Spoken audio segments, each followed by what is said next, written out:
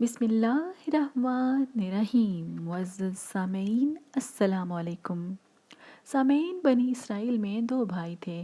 ان میں سے ایک مسلمان اور دوسرا کافر تھا، اور تھے دونوں ہی شکاری، یعنی مچھلیوں کا شکار کیا کرتے تھے۔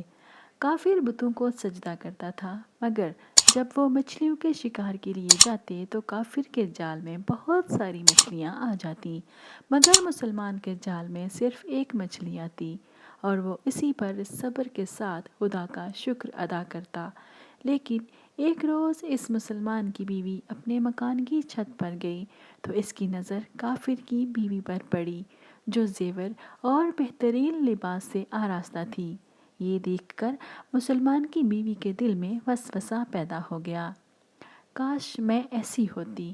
تو کافر کی بیوی اس کی پریشانی دیکھ کر بولی، تم اپنے شوہر کو آمادہ کر لو کہ وہ بھی میرے معبود کی عبادت کیا کرے، تاکہ تم میری طرح مالدار ہو جاؤ۔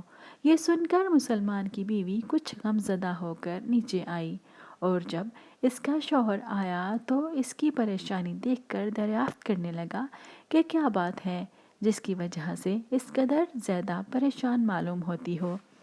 اس کی بیوی کہنے لگی، یا تم مجھے طلاق دے دو یا پھر اپنے بھائی کے معبود کی پرستش کیا کرو۔ یہ سن کر اس کے شوہر نے کہا، خدا کی بندی، سنبھالو خود کو، ایمان کی دولت کے بعد کفر کی باتیں کرتی ہے۔ وہ عورت بولی، اب زیادہ باتیں نہ بناؤ، میں بنا زیور اور پوشاک کے نہیں رہ سکتی۔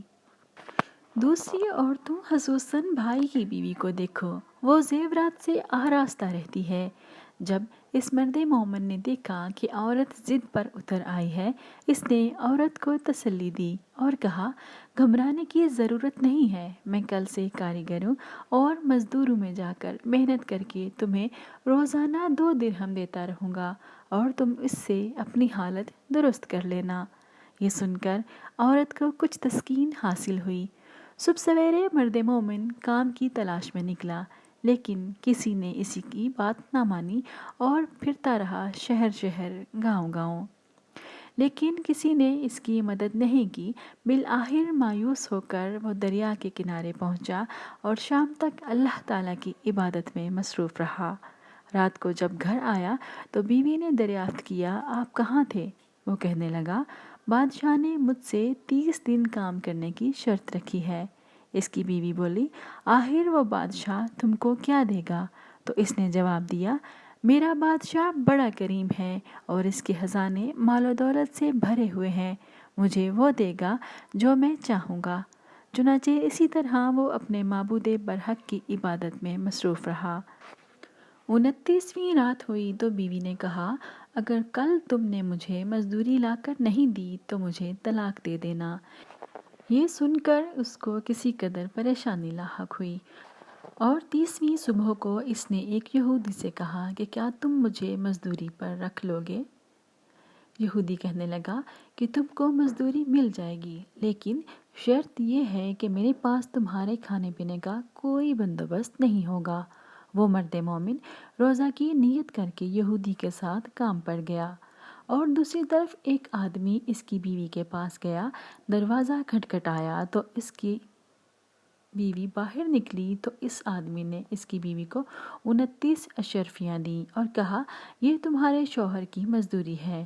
تمہارا شوہر 29 دن سے بادشاہ کے کام پہ تھا، تمہارے شوہر نے بادشاہ کو چھوڑ دیا، اگر وہ 30ویں دن بھی کام پر جاتا تو اس کو بہت ساری اجرت مل جاتی، لیکن وہ یہودی کے پاس چلا گیا، اگر وہ مزید بادشاہ کا کام کرتا تو بادشاہ اس کو مزید ترقی دیتا، بس یہ لو 29 اشرفیاں۔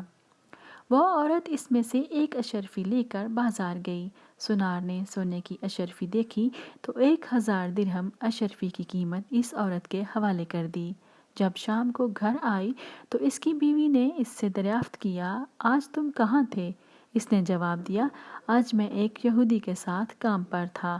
اس کی بیوی نے کہا، آخر بادشاہ کی خدمت کر کے تم دوسرے کی خدمت کیوں کرتے ہو؟ پھر اپنے شوہر کو اشرفیوں کا واقعہ سنایا۔ اس کو سن کر وہ مرد مومن روتے روتے بے ہوش ہو گیا۔ جب اس کو ہوش آیا تو بیوی سے کہنے لگا، افسوس کہ میں نے بادشاہ دو جہاں کی خدمت کا حق اپنے اوپر لازم نہ کیا۔ اس کے بعد اس آدمی نے بہت کچھ چھوڑ دیا اور پہاڑوں پر چلا گیا، جہاں خدا کی عبادت میں مصروف رہ کر زندگی گزار دی، اور وہیں اس کا انتقال ہو گیا۔ معزز سامعین، اللہ کے خزانوں میں کوئی کمی نہیں۔ وہ بندے کو اس کی عبادت کا صلہ ضرور دیتا ہے، اگرچہ بعض دفعہ کسی حکمت کی بنا پر اس کے ہاں دیر ہو جاتی ہے، لیکن بہرحال اندھیر پھر بھی نہیں، اپنے بندوں کو دیتا ضرور ہے۔ اللہ تعالی ہم سب کو صبر و شکر کے ساتھ زندگی گزارنے کی توفیق عطا فرمائے، آمین۔ معزز سامعین، مجھے امید ہے کہ آج کی ویڈیو آپ کو پسند آئی ہوگی۔